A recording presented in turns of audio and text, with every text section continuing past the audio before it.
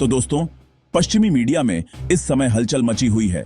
वजह है रूस का 5वीं पीढ़ी का फाइटर जेट Su-57 और उसमें भारतीय तकनीक के जुड़ने की संभावनाएं। पश्चिमी रिपोर्ट्स में कहा जा रहा है कि अगर Su-57 को भारतीय एनिक्स के साथ गहराई से कस्टमाइज कर दिया गया तो यह अमेरिकी F-35 के लिए गंभीर चुनौती बन सकता है। यही कारण है कि मिलिट्री वॉच मैगजीन जैसे प्लेटफॉर्म पर लगातार इस मुद्दे पर चर्चा हो रही है और पायलट्स भी इसे लेकर चेतावनी दे रहे हैं। असल में यह पूरा मामला सिर्फ एक अनुमान नहीं है। इसकी जड़ें भारत और रूस के बीच चल रही बातचीत में छिपी हुई है। रूस इस समय भारत को Su-57 के लिए लगभग हर तरह की तकनीक देने को तैयार नजर आ रहा है। इसी बीच एयर मार्शल अनिल चोपड़ा का बयान भी सामने आया, जिसमें उन्होंने इसे मदद ऑफ ऑफर्स कहा। यही बयान पश्चिमी मीडिया में चर्चा का बड़ा आधार बन गया और इसने अटकलों को और हवा दे दी। अब सवाल उठता है कि आखिर भारतीय तकनीक में ऐसा क्या खास है जिस पर पश्चिमी मीडिया इतना फोकस कर रही है। तो चलिए इन सवालों के जवाब जानने के साथ साथ पूरी अपडेट को समझते हैं। सबसे पहले इसी का जवाब जानते हैं कि आखिर भारतीय तकनीक में ऐसा क्या खास है जिस पर पश्चिमी मीडिया इतना फोकस कर रही है। इसका सबसे अहम जवाब है गैलियम नाइट्राइड आधारित सेमीकंडक्टर तकनीक। भारत ने हाल के वर्षों में इस क्षेत्र में बड़ी उपलब्धि हासिल की है।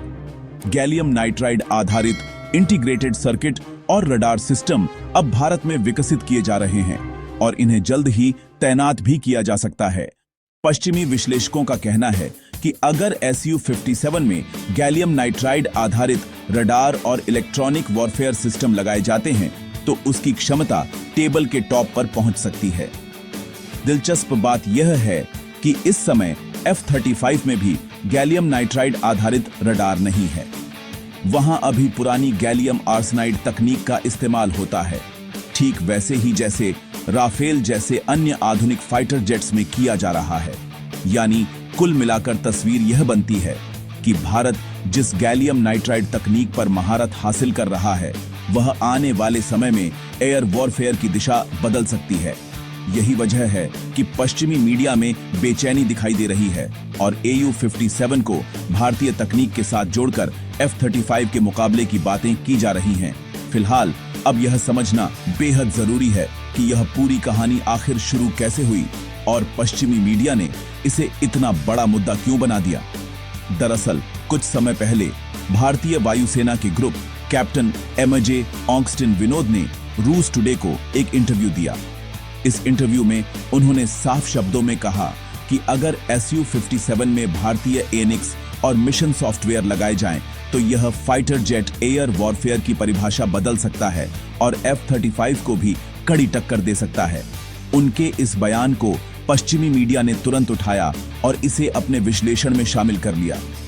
रूस ने भी इस बयान को भारत के लिए अपने फाइटर जेट को प्रमोट करने के एक मौके के रूप में देखा। पहले रूस यह दावा करता था कि Su-57 अपने आप में दुनिया का सबसे बेहतरीन फाइटर है, लेकिन अब उसकी भाषा थोड़ी बदली हुई नजर आ रही है।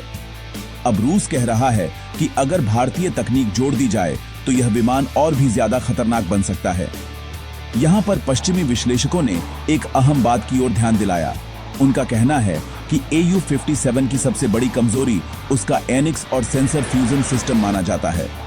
हार्डवेयर के लेवल पर इसका रडार काफी शक्तिशाली है। इसमें एक नहीं बल्कि कुल 5 रडार लगे होते हैं, जिनमें नज माउंटेड N036 ESA रडार शामिल है। लेकिन समस्या हार्डवेयर से ज्यादा सॉफ्टवेयर और डाटा प्रोसेसिंग की है। यहीं पर F-35 को बढ़त मिलती है। A-35 की असली ताकत उसका सेंसर फ्यूजन है। इसमें radar, infrared sensor, electronic warfare system और सैटेलाइट डाटा सब एक साथ मिलकर काम करते हैं। विमान का मिशन कंप्यूटर इन सभी सूचनाओं को जोड़कर पायलट को एक साफ और तैयार तस्वीर देता है। पायलट को अलग अलग डाटा देखकर खुद निष्कर्ष नहीं निकालना पड़ता। इसके उलट Su-57 में सेंसर तो काफी ताकतवर हैं, लेकिन उनमें से आने वाला डाटा पायलट को अलग अलग रूप में देखना पड़ता है। इससे निर्णय लेने में थोड़ा समय लगता है। एयर वॉरफेयर में यह समय ही सबसे कीमती होता है, क्योंकि यहाँ सेकंड के छोटे हिस्से में ही पूरा खेल बदल सकता है। यही वजह है कि पश्चिमी मीडिया बार बार कह रही है कि SU-57 का असली अपग्रेड हार्डवेयर नहीं बल्कि बेहतर सेंसर फ्यूजन और मिशन सॉफ्टवेयर से होगा। अब यहीं पर भारतीय तकनीक की एंट्री होती है। भारत ने पिछले कुछ वर्षों में mission computer, network centric warfare system और इलेक्ट्रॉनिक वॉरफेयर सूट्स के क्षेत्र में काफी प्रगति की है। भारतीय सिस्टम्स को खास तौर पर अलग अलग परिस्थितियों में काम करने के लिए डिजाइन किया गया है, चाहे वह हिमालय का ऊंचा इलाका हो या हिंद महासागर का विशाल क्षेत्र। पश्चिमी मीडिया का मानना है कि अगर भारतीय मिशन कंप्यूटर और सेंसर फ्यूजन सिस्टम SU-57 में लगाए जाते हैं तो यह विमान सिर्फ मजबूत आंखें ही नहीं बल्कि एक तेज दिमाग भी हासिल कर लेगा। यही वह पॉइंट है जहां गैलियम नाइट्राइड आधारित तकनीक सबसे अहम भूमिका निभाती है, क्योंकि अगली पीढ़ी के सेंसर फ्यूजन और इलेक्ट्रॉनिक वॉरफेयर सिस्टम इसी तकनीक पर आधारित होने वाले हैं। अब सवाल यह उठता है कि गैलियम नाइट्राइड आखिर है क्या और यह इतनी महत्वपूर्ण क्यों मानी जा रही है। इसके लिए आपको बता दें कि आसान शब्दों में कहें तो यह एक नेक्स्ट जनरेशन सेमीकंडक्टर तकनीक है जो आज के एयर वॉरफेयर की दिशा तय करने वाली है, क्योंकि अभी तक ज्यादातर फाइटर जेट्स में गैलियम आर्सेनाइड आधारित रडार और इलेक्ट्रॉनिक्स का इस्तेमाल होता रहा है, लेकिन यह तकनीक अब धीरे धीरे पुरानी मानी जाने लगी है। गैलियम आर्सेनाइड की सबसे बड़ी दिक्कत यह है कि इसकी पावर डेंसिटी कम होती है।